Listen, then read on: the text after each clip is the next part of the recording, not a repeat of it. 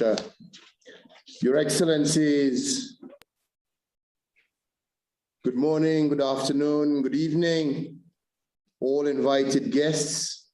Let me say what a great honor and privilege it is to welcome all of you to this inaugural Africa-Caricom Summit.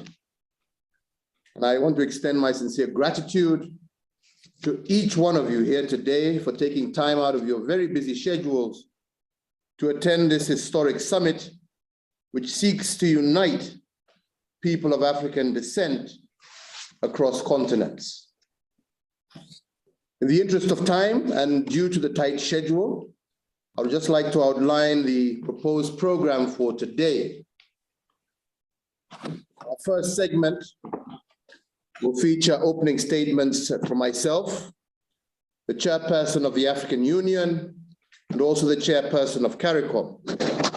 This will be followed by statements from regional leaders under the second segment, and thereafter we will move to our third segment, where I will invite other heads of state and government present to provide their input in the plenary session.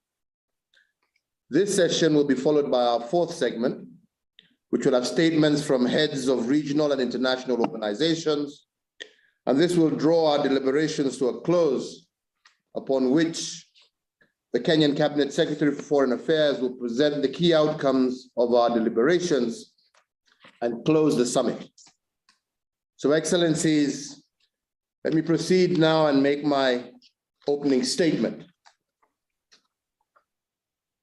Your Excellencies, heads of state and government, Your Excellency Musa Faki Mahamat, Chairperson of the African Union Commission, Your Excellency Dr. Carla Natalie Barnett, Secretary. Kenya is indeed grateful and feels honored to host this inaugural summit of what I believe is the first of many such summits to follow in the future in our efforts to strengthen the cords of unity of the African peoples across the world. Your Excellencies, ladies and gentlemen, between the 16th and the 19th century, 10 to 12 million enslaved Africans were transported across the Atlantic Ocean to the Americas and the Caribbean. United by our heritage, King Jr., and I quote, "We must learn to live together as brothers or perish together as fools," end of quote. African and Caribbean cultural and political ties run deep based on our shared history, culture, as well as a sense of our common identity.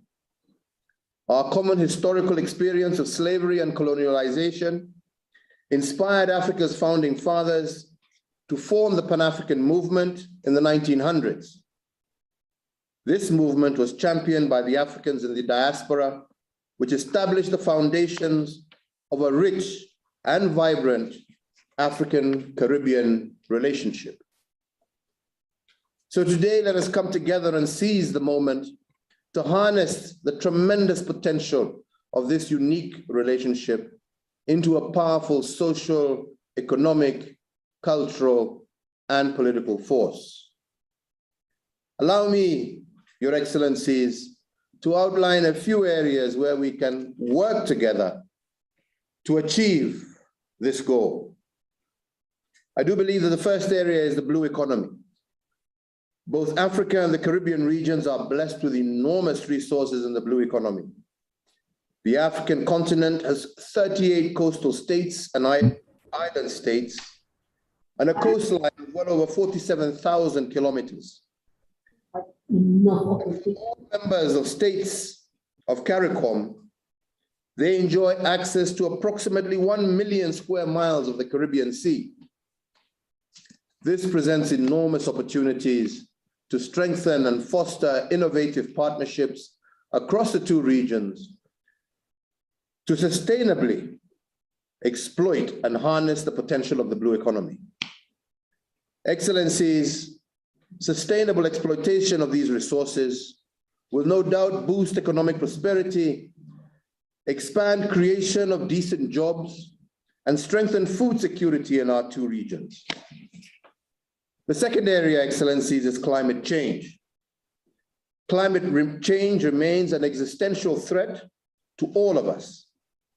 In Africa, extreme swings in temperatures and rainfall patterns have, for instance, significantly increased habitat sustainability for biting insects and the transmission of vector-borne diseases such as dengue fever, malaria, as well as yellow fever. An estimated 94% of global malaria deaths occur in Africa, an epidemic that often occurs after periods of unusually heavy rain. The warming up of our continent is allowing malaria-carrying mosquitoes to survive these days at much higher altitudes. Similarly, in the Caribbean region, climate extremes in the last few decades have had devastating impacts on economies and livelihoods and have led to the rise in sea levels and increased ocean acidification. Your Excellencies, it is imperative that together we incorporate climate action into our national policies and long-term development plans and adopt global best practices to mitigate and adapt to the threats posed by climate change. The third area is health and the COVID-19 pandemic.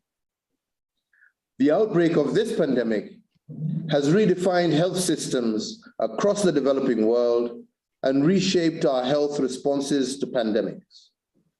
In Africa, as well as across the Caribbean region, the pandemic has overstretched our health systems and challenged our traditional approaches to public health. While the number of COVID-19 fatalities are relatively low in our two regions, we are struggling to obtain the much-needed COVID-19 vaccines. In fact, in the early days of the pandemic, we experienced serious challenges with the supply of personal protective equipment, medical oxygen, as well as ventilators. This, my brothers and sisters, is a wake-up call for all of us in the developing world. We must do what it is to build our own manufacturing capacity for vaccines and critical medical supplies. And in addition, we must strengthen research, surveillance, and monitoring capacity in order to mount effective responses to COVID-19 and other possible pandemics in the future. The fourth area is debt sustainability. Debt levels are rising across the world with worrying and unsustainable increases in the poorer countries. Several countries in the Caribbean region have been among the most indebted in the world since gaining independence in the 1960s. Similarly, debt sustainability remains a huge challenge to many African countries, a problem that has been compounded by the COVID-19 pandemic. Your Excellencies, ladies and gentlemen, we need to come together to build on the G20 debt service suspension initiative and the progress achieved in facilitating higher pandemic-related spending by inter-ally proactively seeking strategies to increase revenues, while at the same time prioritizing our spending that enhances the productive capacities of our respective economies. And this clearly is a task that calls for resourcefulness and innovativeness in the face of the pandemic. The fifth and last area, Excellencies, that I would call us all to focus on is technology. Technology provides endless opportunities to leapfrog our economies. With a few exceptions, the fintech industry is quite underdeveloped in both our regions. About 66% of the African adult population is unbanked, while in the Caribbean region, the fintech startup ecosystem is still evolving. We have, Excellencies, an opportunity to develop collaborations that will enable us to create a raft of tech-based products and solutions that will promote financial inclusion by providing improved access to affordable and efficient financial services, especially to the unbanked. So, Your Excellencies, today we're taking the first of our baby steps in what promises to be an incredible journey in forging closer ties with Africans at home, those in the diaspora, as well as all people of African descent. Moving forward, I want to assure all of you of Kenya's commitment to spearheading this journey towards the shared prosperity of all our people. I thank you all, and I want to wish you all the most fruitful deliberations as we move forward. I would like at this stage to give the floor to His Excellency President Felix Tshisekedi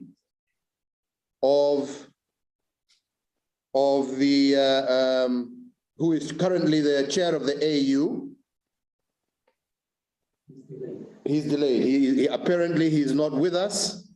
So I'll give the floor directly to His Excellency Gaston Brown, the Prime Minister of Antigua and Barbuda, Chairman of CARICOM, as we await the arrival of our Chairman of the African Union.